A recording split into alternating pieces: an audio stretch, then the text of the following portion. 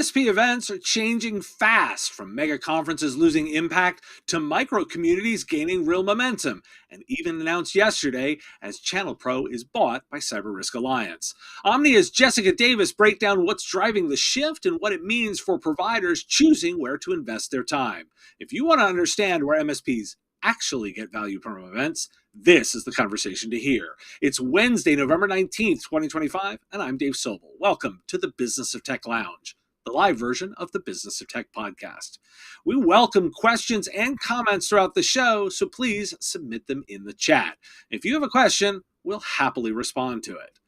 I want to thank ABC Solutions, a Business of Tech Plus supporting vendor. ABC Solutions specializes exclusively in accounting, supporting managed service providers and IT firms. Check them out at abcsolvesit.com. And thanks to Sales Builder, a Business of Tech Plus supporting vendor as well. Focus on your IT sales workflow with the power of automation and visit them at salesbuilder.com. That's BUILDR.com. Our live stream support is provided by Rhythms, delivering 5G connectivity solutions for MSPs. Reliable internet access for everyone. Visit rythmz.com for more information. Reminder, I'm keeping an eye on the chat. We'll take questions in real time. Today's guest is Jessica Davis, Principal Analyst at Omdia, where she leads research on the MSP and channel ecosystem. Jessica has spent years tracking how service providers buy, partner, and evolve, and our latest analysis maps the dramatic shift in the MSP event landscape from mega conferences to micro communities. She's one of the sharpest observers on how MSPs actually behave in the real world and what that means for vendors, event organizers, and providers themselves trying to decide where to invest their time. Jessica, welcome back to the show. Thank you so much, Dave. Really appreciate the invitation to be here, and I'm going to have you write my bio from now on. That's great. You know, I spend time on all these because you guys, all of my colleagues that join me for these shows are among my favorite people to talk to. So I really appreciate you spending some time. And you've spent some time looking at 352 channel events globally. And one of the vendors summed it up with the sheer volume has become increasingly difficult to sustain, which I kind of have to laugh is like doing a lot of heavy lifting without even spelling it all out. Like, are we at the saturation point where there's just too many events to actually to provide any value? Like, how should MSPs think about which events are out there worth spending their time on? Yeah, well, there's the question of MSPs, and then there's the question of vendors too. I mean, where do you spend your time? And for MSPs, I think a lot of the attraction, people want to see the vendor roadmaps for sure, especially at vendor sponsored events, the IT Nations, the Kaseya Connects. You want to know where the vendors are taking the product, the platform in the future. And let's not leave out Enable's event either, Enable and Power. It's an important thing. You base your entire company on this platform, and you need to know which direction it's going, if it's going to be embracing the cybersecurity and artificial intelligence that you need. But, MSP events have really evolved over the years, and they're really becoming, they've really become communities as well. And people go there to see their friends. People go there to see people who are in the same business, to get advice about best practices and where they're to take their businesses next, to help them deal with issues they're having in their businesses. So there's a lot of functions that these events serve for MSPs. And I think this is one of those times where it's actually really valuable for me to throw in my perspective, because I've been on several sides of this, right? Yeah. I was an MSP for a decade, particularly that like 02 through 2011, 2012 time, where the market was a little different and there weren't nearly as many. And I directly managed the budgets for event spend for a vendor, for two different vendors over an 8-year time frame. My days at Level Platforms, I was involved with all the selection of events, plus our first Level Platform Summit, doing that, then plus my days GFI Logic Now, Yep. SolarWinds, where I helped accelerate what was then the GFI events, which are of course now the legacy Enable events. I always do my disclosure here. I am still an Enable shareholder. But what's been interesting to me is kind of that the landscape has shifted a little bit with this saturation, with the number of events, the raw pieces that are out there. Your research is showing that MSPs are preferring the smaller local events and not necessarily the giant flagship ones. Do you have a sense of what's driving that shift toward local and the micro community events? Now, keep in mind that this research is global. Okay. So it's not just, and that particular bit of research is global. So we're talking about EMEA as well, Okay. where you're going to have a number of different countries where people are not necessarily going to want to fly a long distance to find out about their vendor roadmaps going forward. And that's why we're seeing these local road shows being popular among MSPs in those geographies. I am see we're also seeing a pickup in the popularity of those kinds of events in North America too. I think that after there was a bit of pent up demand to get out of the house and get out of the city and state after the COVID restrictions came down, and so I think there was really an explosion of events in 2023, and everybody wanted to go everywhere, and events expanded then. But since then, it's been pulled back a little. I mean, I haven't tracked this, but personally, I've seen the costs of airline tickets go up, the costs of hotel rooms go up, and certainly the costs of conferences to vendors at least have gone up as well. So um, Yeah, that's certainly a factor. there's two parts to that value and the cost piece of that I think are talking about. The events themselves have gone up in cost, like in terms of. I mean, I know I've seen that in terms of the prospectuses and looking at that. I know you did the digging into this. So the raw costs themselves. I think it's also worth pointing out that the economy also has something to do with that. Costs, particularly if we're looking at it this year, have gone up significantly across the board on a lot of these pieces. Do you get a sense of how much is the market driving up costs versus the economy? Like, do you have a sense of that? Was it in the research, or is it more just we have to extrapolate a little bit? Yeah, I don't really have a sense of that. I mean, it seems to Okay. be tracking along with the economy's costs. Okay. Um, uh, I, in terms of the vendor uh, expenses for participating in these events, I mean, the top events, the top sponsorships at the top events are going to cost $250,000. Um, it's a lot of money It's a lot of for an event. money. Yeah. And there's a lot of other things going on in the economy too. I don't know if you can draw a straight line there, but I mean, it's certainly an impact. Um, yeah. Okay, so let's shift gears a little bit and talk a little bit about ROI. And this is one where we'll actually be a little conversational here because I have distinct thoughts on this, right? In terms of like ROI, how much do you get a sense of the way the vendors are really measuring ROI? Like, are they looking at it from the perspective of like just raw spend? Do you get a sense of how they measure that ROI? Um, so I think different vendors and different individuals inside Okay. of vendors have different ways of doing it. And you talk to a few people, and they'll go through the list of events and say this one's crap, this one's good, this one's really good, this one's crap, and there is no real systematic approach to rating them. It's sort of a gut feel.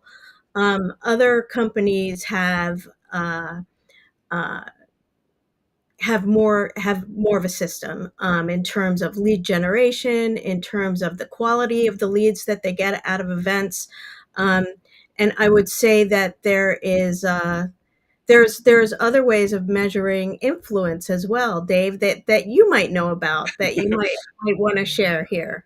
Sure. I mean, it's interesting because I had a very particular approach to the way we did it when I was on the vendor side, and I don't mind telling everybody that I had very worried thoughts of losing my job about wasting money. It was always my approach to it. Was the like I don't want to waste the company's money. I want to actually show that what we're doing is important because, and we'll talk a little bit about community in a section, but it's really difficult to quantify community, particularly for sales driven organizations or investors, like if they're looking at investor spend. My approach was always we actually analyzed against the both acquisition of new partners, the way the ones that like the engagement by being out with the community efforts would help accelerate that process. We could measure that by the difference between the sales process with the ones we didn't interact with versus the ones we did. And then what we also looked at is we looked at the interaction with our existing customers, and we charted whether or not their spend accelerated by being involved with the communities versus not. We could actually show that for our engagement process, that if they came to conferences, they would spend more, they would grow faster. We knew that was part of it. So for me, it was very much I needed to have some math to show that. And then I also had an agreement with my finance team on what success meant. And we did it before the year so that we could actually then look at the shows and go, well, okay, for us, this show worked, this one didn't. And we could then actually say, we could measure it. We could say, well, there weren't enough customers there, or, we didn't get enough new people to talk to. We could actually show that. But I suspect we were probably in the minority of people like thinking of it at that level of detail. I think you were, and I think I admire your data-driven approach to that. I think that's very cool, and I think it would be great if more vendors adopted that kind of approach. I got to tell you one other thing I thought of, which a vendor told me once. They were measuring whether a show was worth it by taking photos um, with their phones of different parts of the event, and then feeding that into AI to tell them. How many people are here, and are they the right people who are here? So That's a really interesting approach. yeah, yeah, yeah. So let's pivot a little bit, because the reason to sort of set that stage is for the MSPs to think, hey, this is why people are spending the money to be there. But you brought up something that I think is really interesting, is about the discussion about the community. And the report itself describes MSP events as uniquely open, operational, and collaborative, particularly when you compared it against like the VAR side of things. Like, are there particular traits? Why do you think is it the events? Do you think it's the MSPs? Give me a little bit of a sense of why community is this competitive advantage. It's really interesting. I mean, you saw these communities kind of spring up. They weren't part of the big companies at the beginning, but the big companies acquired them. And I'm talking about the big MSP platform companies, Right. like Kaseya and ConnectWise here. The HTG peer groups started off on their own, and there's a great article by Rich Freeman from years ago talking about how Arlen Sorensen founded this group. I think it was after Y2K, Mm-hmm. to figure out how to deal with a particular problem. And they ended up meeting on a regular basis, and it became a peer group. Um, and that peer group went on to eventually be acquired by ConnectWise, and then be renamed as the Evolve peer groups, which are still going strong today. Like I don't know, 15, 20 years later. I I think don't they remember. just celebrated their 25th, actually, because Arlen Wow. did a series Yeah. on it. Yeah. So it's been going on for a long time, and you see a similar thing. Kaseya followed a similar path, acquiring Gary Pica's Schnizzfest Yep. and his True Methods organization, another great peer group. So I think that, and I forget what the original question was, but these peer groups are sort of, there are other peer groups throughout the industry too, throughout the MSP space as well, and they just sort of has sprung up. I want to maybe Dave ask you, why do you think MSPs have such an affinity to peer groups? And were you a member of one I back? was. I was actually a founding member of HTG5 back in 2008. So the fifth group Arlen launched, and I helped found the ones in the UK. So I helped Arlen and the organization take them into international groups. So I have warm soft spot for peer groups. I think for me, some of it comes down to the technical nature of most of the founders. If you think about particularly the backstory of most MSPs circa the 2000s and early 10s, most of those businesses were founded by technical leaders who learned the business side of the skill. And in particular, technical communities tend to be very sharing of information and with complicated problems, and with the fact that they were also not necessarily savvy on sales and marketing. It made you not think of people as competitors. It really just made you think as, oh, we can just work on these problems together. And that kind of natural instinct for sharing is kind of wired into technical folk that I think is some of that. Whereas if I think a little bit, and I can't speak for VARs as a personal one, but they're definitely coming at this a little bit more from the we sell things versus, we solve technical problems. And then that just mentality translates into peers a little bit more. And then that peering begets more peering. When the most successful people are the ones that are sharing information, a culture of sharing starts.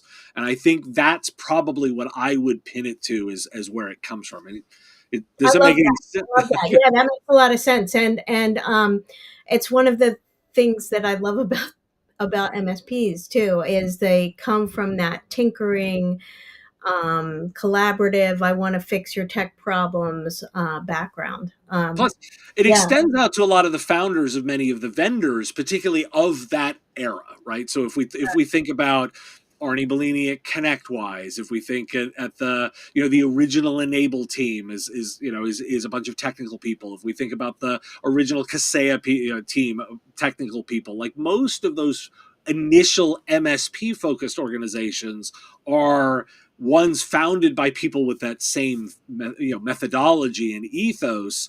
And I think, too many of their credit, the ones that have come in now that are coming, what I would sort of say come from the investor class, right? The ones that are coming in with a little bit more experience, they are savvy at recognizing what they're buying and what the value of the assets they have are, and they're careful about care and feeding to that. I think that is some element of it. But you do see that's also where I sort of level. But those same mentalities, well, can we scale? Right? They're always twisting the knob of right. scale, and that's, I think, where sometimes some of this falls down a little bit. Particularly if we think about, like, it's very, very hard to create a community that also scales to infinity. Right? Like, that's really hard. Is that some of what you're seeing with those mega events versus the smaller ones? Yeah, it does. It's a good question. It's a good question. I mean, when I think about the big events, I mean, I'm thinking about the IT nations, and one of the reasons why they're so huge is they were first. Mm-hmm. They've been around for a really long time, um, and I know uh, and Kaseya Connect is also big. Enable and Power is also big. Um, but PAX 8 is huge now, and premiered as a huge event. Mm-hmm. I think that there's plenty of room for that the buzz to come back into the industry with some of these newer events like PAX 8 and Right of Boom. I mean, it's those are exciting places to be right now, and they have some of that buzz that I remember from early, and even more recent IT nations and Kaseya Connects. I mean, yeah. Yeah, so you brought up Right of Boom, and I was kind of curious because in the report it actually talks about the end of IT Nation Secure, and ConnectWise justifies that by saying cybersecurity is now embedded in MSP operations.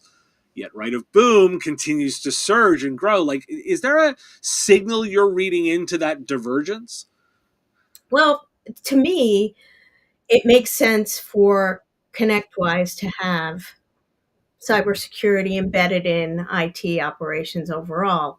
Sure. Um, and does ConnectWise need to split its focus from its main missions? I don't think so. It makes sense for them to have one big show and have the cybersecurity issues addressed in that big show. But for Right of Boom, that's the reason for being, really, is cybersecurity. And uh, Andrew Morgan has done a great job with his podcast, his Cyber Call on Mondays. Mm-hmm. Um, really bringing attention to the cybersecurity issues. He really a lot of groundbreaking stuff that he's done. So, and his show has grown every year. Um, I think I missed the first two, but I've been to everyone since then, and it's really grown. And uh, they've added a business track to it, and he's continually refining it. I mean, this is his main thing, and it's a piece of ConnectWise. That makes a ton of sense to me. Now we're going to be really timely. We're recording this, less than 24 hours after Cyber Risk Alliance announces the acquisition of Channel Pro. I bring that up in this context because we're talking about a cybersecurity focused media firm that's buying one that's a little channel based. By the way, you have some experience. You worked at Cyber Risk Alliance before. Give me a little bit of your take about the rationale there. Like it at a high level, they're talking. When I read the press release, and I cover it on today's news show as well, when I read the press release, they very much highlighted the cybersecurity angle and the alignment of the two. Give me your read on that alignment, and why does that make sense for them? Channel Pro does have successful cybersecurity events, and successful channel cybersecurity events. Right. And Cyber Risk Alliance is focused on that horizontal area of cybersecurity, right? Sure.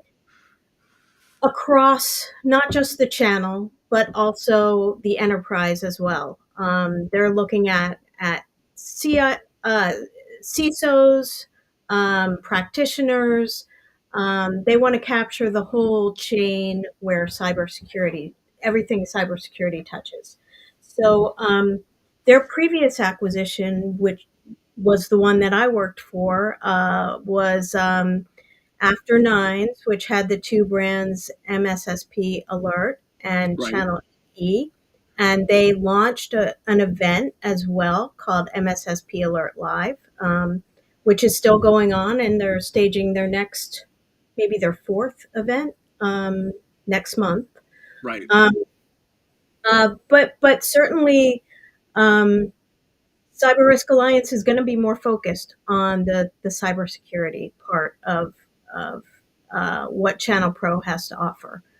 Um, yeah, That was my read too. Is that I think that they're gonna lead into the cybersecurity bit, and I will if anyone wants to hear my full editorial, that'll drop at 5 p.m. this afternoon. But I'll tease a little bit. My take on that is like, look, security is essential, but it's not complete, and it's not the complete story. Like for example, like I think that's not taking into account AI, automation, compliance, business outcomes, a whole section of what MSPs, IT services firms do that I think is important to that. If you've got thoughts, throw them in the chat because we're gonna take those questions because I want to use that to talk a little bit about the report predicts some new events, right? Around the idea of AI, automation, business model transformation.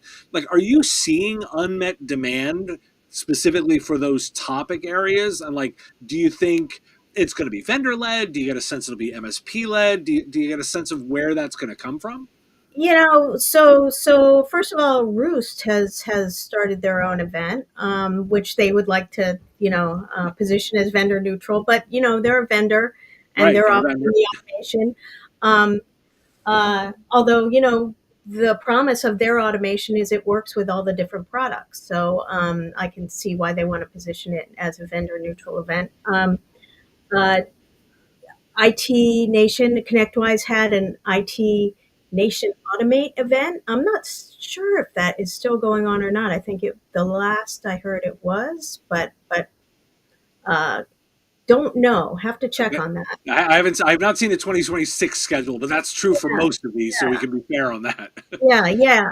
So, but really, I think a huge opportunity is out there if there were some kind of vendor neutral event that could address AI and automation in the MSP channel. That would be amazing. I mean, you talked about how MSPs themselves are technology focused. If we're talking about entering an age of agentic AI, wouldn't these MSPs be looking to create their own agents? And could there be a marketplace MSPs to sell their agents to other MSPs. And would there be a good would it be good to have an event that helped these MSPs who are interested in all this meet and talk about the potential opportunities around AI and automation? I think that would be amazing. And We're highlighting an opportunity area for those listening out there. Is there's space for this? Give me a little. The other thing that I thought was really kind of interesting was the discussion around the idea of diluting vendor visibility the larger the show get, with a stronger impact. Like it is. Let's put on our MSP hat a little bit there and think about, like, do the MSPs are they finding value in the expo hall, or is that model lose relevance? Like is there indications from the research about the best way that MSPs are gathering information about their vendors? I can tell you my anecdotal experience of Mm-hmm. talking to MSPs on the floor. And, if they're on the floor, they're looking to talk to vendors about the services they have and get a sense of the landscape of what's out there, right? But Right. I've also seen in the Reddit MSP chat that people are giving their fake email addresses to these guys because they don't want to be sold to repeatedly after an event. So I think, and MSPs are not naive either about their interaction with people on the show floor. They're looking to do research to get information, and they'll engage if they want to. Yeah, That makes sense. Yeah, and that makes sense. I think the other thing is and this would be my counsel to vendors on this front is, be careful about just pounding a list. I will say with a bit of a smile, I recently attended an event. I will not name it in the interest of not calling out those vendors, but the number. I mean, and I literally spoke to no tables. Like, I was there to have some meetings and talk with a few people and do some networking. I did not go to a single table. Yet the number of vendors that I got emails from who said, Dave, would you like to talk about how your MSP can engage? Thanks for stopping by our table. It's like, well, okay, two things. First off, I'm not an MSP. You didn't check. And second, I didn't actually come to your table. So when it's that obvious, it's like, well, perhaps there's a flaw in the way that they're going to market there. And I think that authenticity is some of what I would counsel vendors to be careful on, is that you can yeah, lean too much into that. And you're creating that fatigue, right? Which is, I think, is another area that we want to talk about. You frame this moment as the transition into the MSP 3.0 era, right? We've talked about the automation, the AI, the business model evolution. Like, let's give some counsel to MSPs. We're rounding down this year. We're thinking about 2026. Like, is there areas where you think, having spent some time looking at these events, that MSPs should look at as these are signs where you're going to get higher value out of those events? Oh, that's a good question. That's a good question. I would, well, so you're asking me to put myself into the MSP shoes, and if I were an MSP, which events would I go to? Well, certainly the events that my vendors. Right. Um, It's your I vendor mean, vault. also any vendors I'm interested in who might be able to offer me something competitive. I'd also look to be going to events that have a focus on functional areas that I'm interested in, like cybersecurity and like Okay. AI and automation. Um, and I'd be looking to go to the events that had that I knew that my fellow MSPs who I knew and worked with were also at, because that would be fun. Um, Sure. I mean, there's a social element and there's a party element as well. Um, I what I liked about the MSP summit recently, and this was the first time I actually went to the MSP summit, was they had on stage um, companies from the MSP 501 who were talking about topics of the day, offering best practices, and offering their perspectives on how they were addressing particular problems. And I thought that was a great format. These were a lot of panels that they did. Um, I th- I think that was worthwhile. And those could also, I've also seen vendors, and you've probably seen this too, Dave, create these pre-days where they have some kind of MSP M&A summit going on there, where they're have speakers come in from um, some of the MSP roll-ups, from Yeah. uh, investment banking companies to advise MSPs on their valuations and what their accounting practices and that kind of thing. So I think maybe look at your business and figure out what your goals are, who your friends are, who your vendors are, and make up your list that way. I mean, it's going to be different for everybody, I guess. But do you That's that's a good set of framework, and I like the way that you've put that together. I think that the couple of details that I would put in there is it would also counsel people that, particularly right now, I think you want to understand the financing behind the event that you're going to, like understanding how that organization makes money. Do they, for example, if you brought up the vendors, like the vendor is going to make money by your growth in additional software.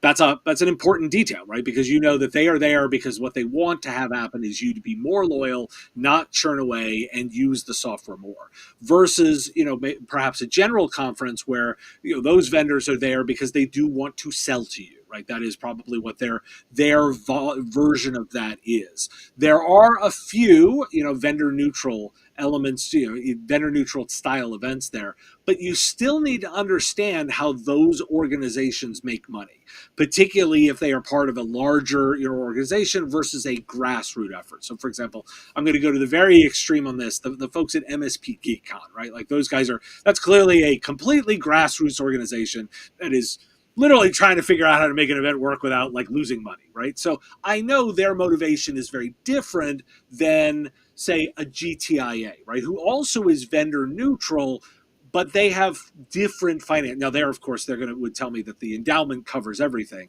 but at the same time, their motivations just are a little bit different, right? And so I would tell you to understand that.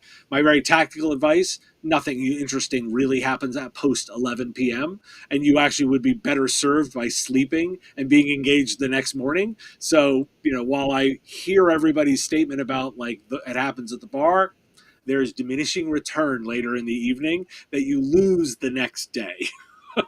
Yeah, um, and then my final thought is that you actually want to make sure that you broaden your thinking a little bit so that you're not falling into those echo chambers, like making sure that you are venturing outside and your media diet, both event wise and non-event wise, is broad enough to make sure you're not missing something.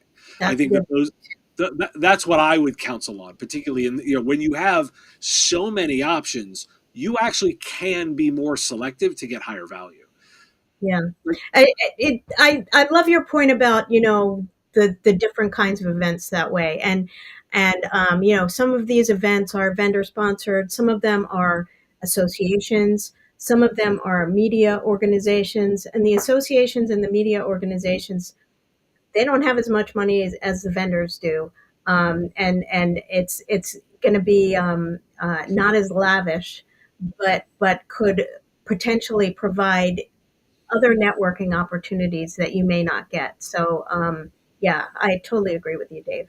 Yeah. So as we sort of wrap up our time here, I want to get a sense, like, I'm going to ask sort of just a big picture. What was you spent a lot of time on this research, a lot of different ways. What was the biggest surprise that came out of digging into all of this? Before I get to that, I just want to also say that Jay McBain worked on this research with me as well. So I wanted to make sure to give credit and to the rest Tip of the hat to Jay, who's also a frequent flyer on the show. So thanks for to all that. the great analysts at Omdia who took a look at it as well. Um, surprise. I was surprised to see the events shutting down this year. Not just IT Nation Secure, but DattoCon US. I was surprised to see, and in retrospect, it's not surprising. I mean, that's a lot to ask your MSPs to come to two events per year per vendor, right? Right.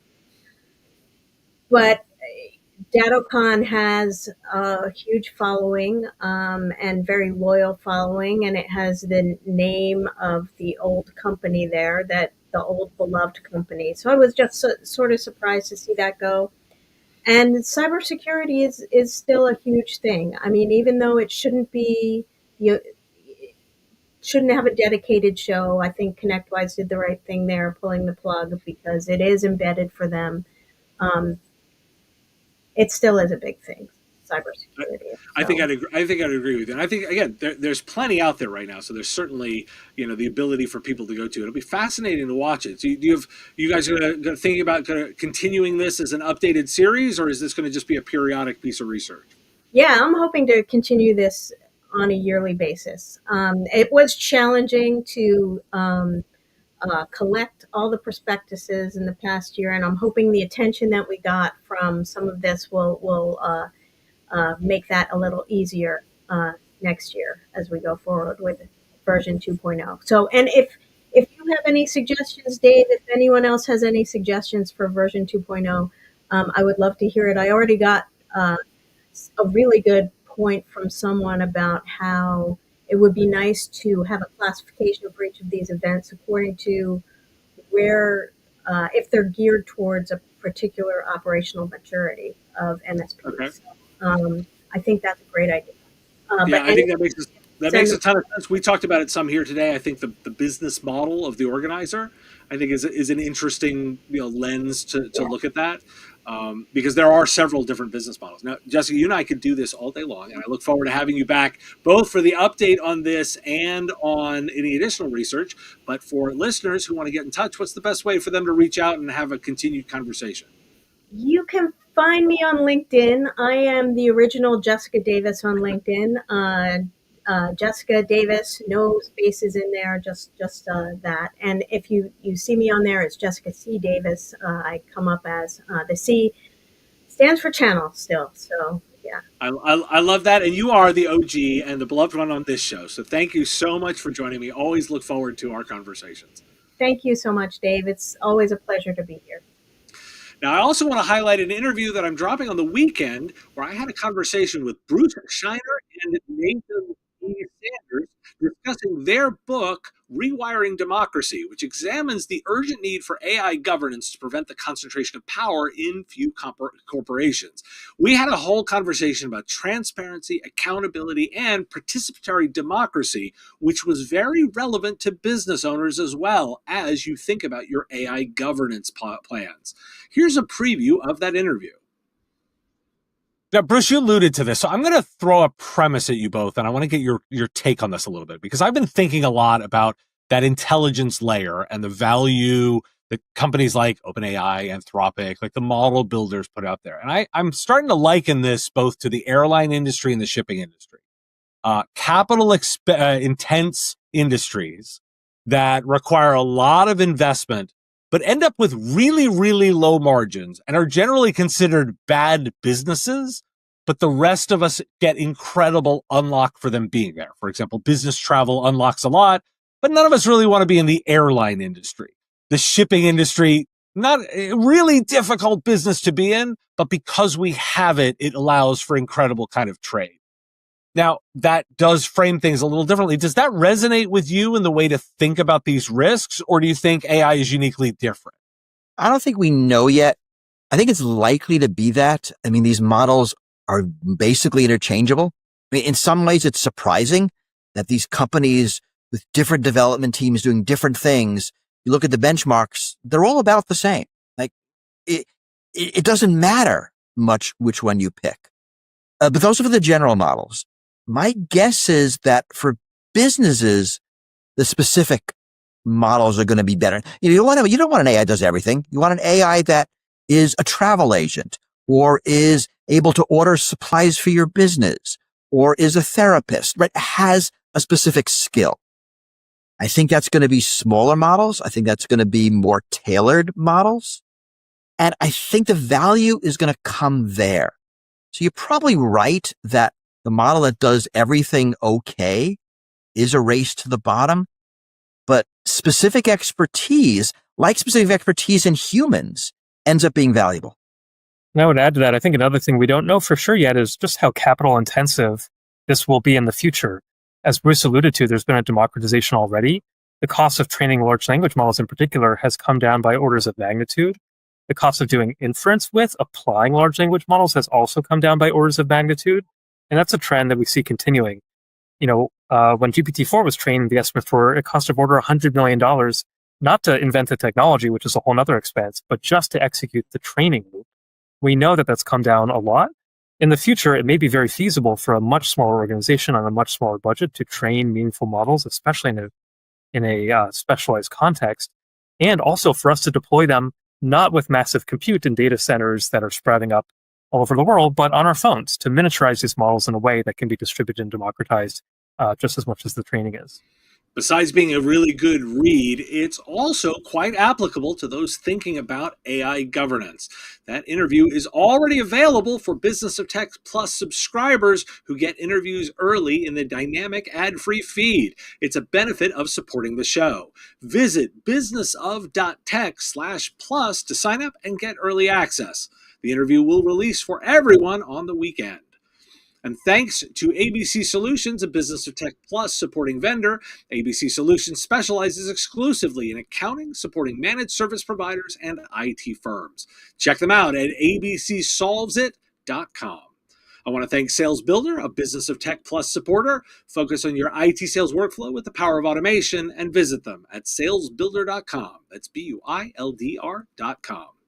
Our live stream support is provided by Rhythms, delivering 5G connectivity solutions for MSPs. Reliable internet access for everyone.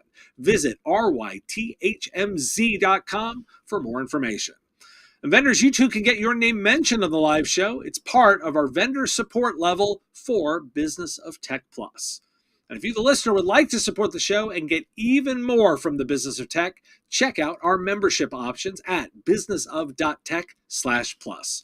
There's a free tier with access to daily stories and transcripts, insider access for bonus analysis, early access to interviews, and that dynamic ad-free ad for all our podcasts, and the leadership tier with exclusive vendor briefings, digging into specific vendors and their positioning, data reports, and behind-the-scenes insight into the channel. Every membership directly supports independent reporting and helps me continue bringing you research-driven coverage of the IT services industry. Again, that's businessof.tech/plus. If you have a question or are listening to the recording, send it in at question@mspradio.com or on YouTube, put it in the comments below. Thanks for joining me for the Business of Tech Lounge, and I will see you next time.